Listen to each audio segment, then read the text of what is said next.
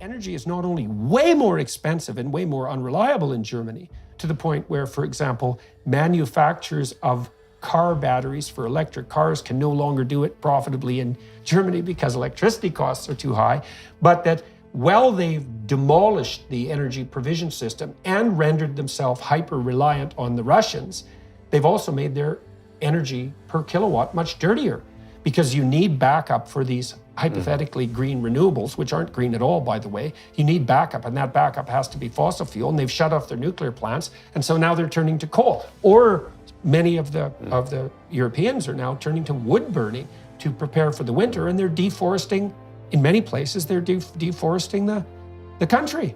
And so one of the things we got to get real straight here is that even if your goal, and even if you have the goal of a more sustainable environment, and you have your metrics in place to produce that, and even if you accept the apocalyptic version of carbon dioxide overproduction, which I don't at all, by the way, but even if you do, there's no evidence whatsoever that these counterproductive policies that are punitive in relationship to the poor have had any impact on the environment at all that hasn't been entirely negative.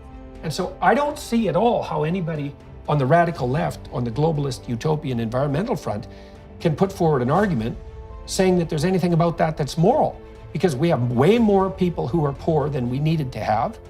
We're impoverishing people in the West and the developing world. And while we're doing that, we're actually making the environment worse by the standards that the people who put in the policies regard as the appropriate standards. So how is that helpful? And then on the colonial front, one of the things we hear all the time is how awful the European world really has been in terms of its imposition of the colonial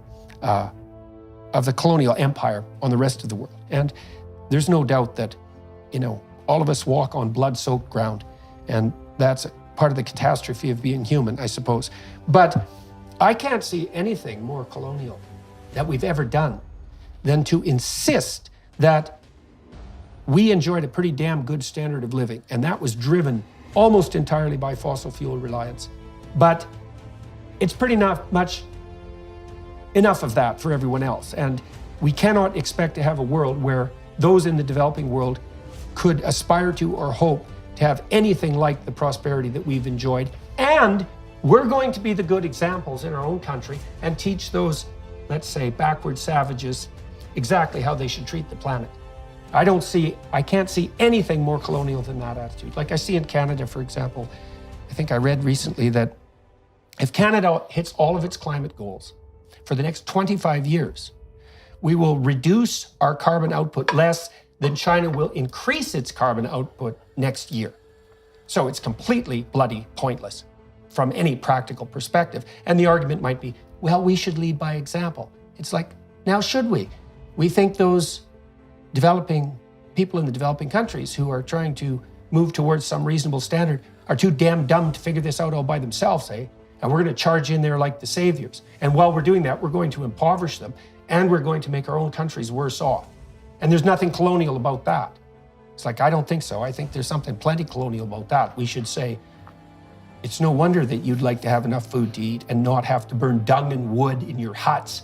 And it's no wonder that you'd like to have some educational opportunities to your children. And obviously the way forward to that is going to involve fossil fuel utilization, clearly, because there's no alternative. And we'll just get the hell out of the way while you pursue, quite successfully, by the way, what we've been pursuing for 200 years.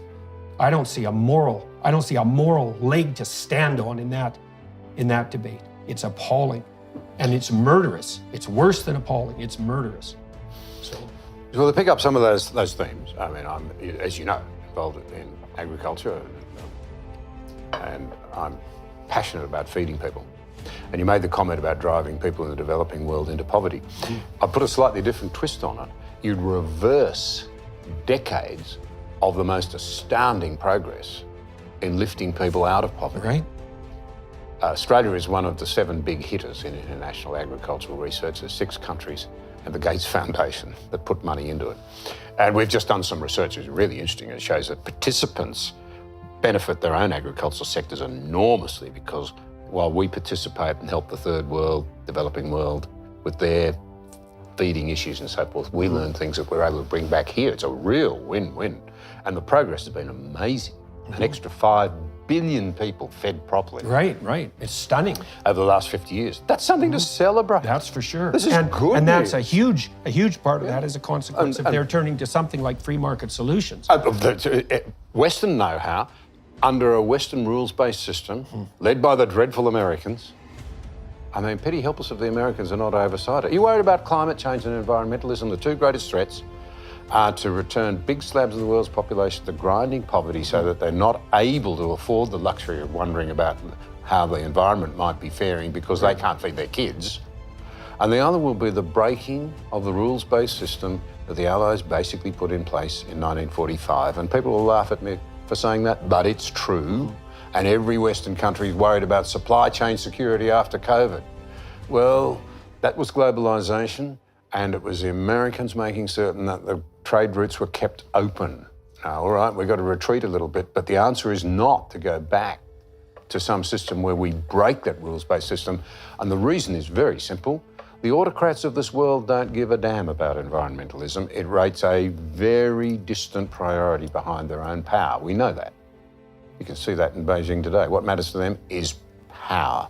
So if you're worried about environmentalism, don't starve people and don't break the Western liberal rules-based system that we've imposed and policed, and we, beat the Soviets and all of those sorts of things, and now we're putting it at risk. The limits to growth model too has a certain type of deep pathology associated with it that needs to be brought to the surface too, because one hypothesis is, the planet has a limited carrying capacity and it's a zero-sum game, and we're Malthusian, rats and overpopulating the place, and that what we need to do in consequence is limit growth and perhaps move towards a much less populated planet. That last one is a very frightening proposition because, as you said, life-based ethics. Well, who gets to go? That's the real question, and exactly how. And who are the monsters who make the decision? Well, exactly that. But I also think that model, it's certainly not the only model that you can derive from the data, let's say, because one of the things I learned when I was deeply investigating the relationship between economic growth and long-term environmental viability, let's say, sustainability, something like that, was that, strangely enough, and perhaps not so, if you can lift people out of absolute poverty and get them up to something approximating $5,000 a year in terms of average, say, contribution to GDP, then they stop adopting a short-term view and they start to adopt a long-term view because they have the luxury of being able to think beyond the moment. And I suppose partly why we want security, which is what wealth can offer, at least to some degree, is so that we're not bound by the absolute emergencies of the moment.